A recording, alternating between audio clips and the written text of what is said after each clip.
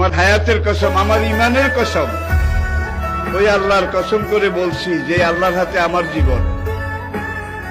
বর্তমান ফিলিস্তিনের যুদ্ধ শেষ হবে, ইমাম মাহাদি এসে যাবে।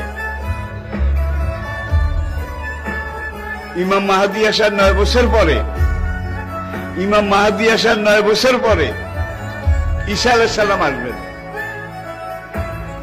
আর ইমাম মাহাদি আসার পরে 9 বছর, এটার মধ্যে দাজ্জাল তার আবির্ভাব ঘটবে।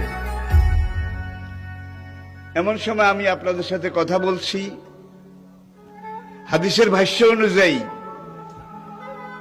মনে করেন দাজ্জাল আপনার বাড়ির দরজায় এসে দাঁড়িয়েছে। এমন সময় আমি আপনাদের সামনে কথাগুলো বলছি, যেই সময় মনে করেন ইমাম মাহাদি আপনার ঘরের সামনে এসে দুয়ারের কড়া নাড়তেছে। কত কাছে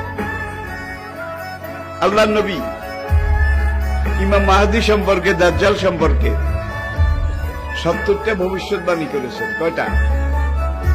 তার মধ্যে 66টা হয়ে গেছে, বাকি আছে কয়টা? এই 4টার মধ্যে কিন্তু ইয়াজুজ মাজুজ বাইর হবে, সব খাইয়া ফেলাইবে। এবার দাব্বাতুল আরদ কোরআনে আছে, দাব্বাতুল আরদ মক্কা এবং তায়েফের মাঝখানে জমিন ভেদ করে একটা জন্তু উঠবে।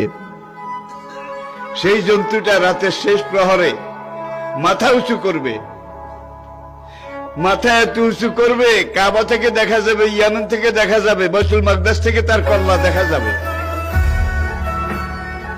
সে কল্লা উঁচু করে বলবে, হায় দুনিয়ার মানুষ, সে মুসলমান জাতি, দুর্ভাগ্য তোমাদের, আজকে রাতে আল্লাহ তওবার দরজা বন্ধ করে দিয়েছে। তওবার দরজা যদি বন্ধ করে দেয় আল্লাহ, তাহলে আপনি নিজেরা 100 বার জবাই করলে বোধহয় মাপ পাবেন। আর কোনো কিছু আছে রইছে? নাই।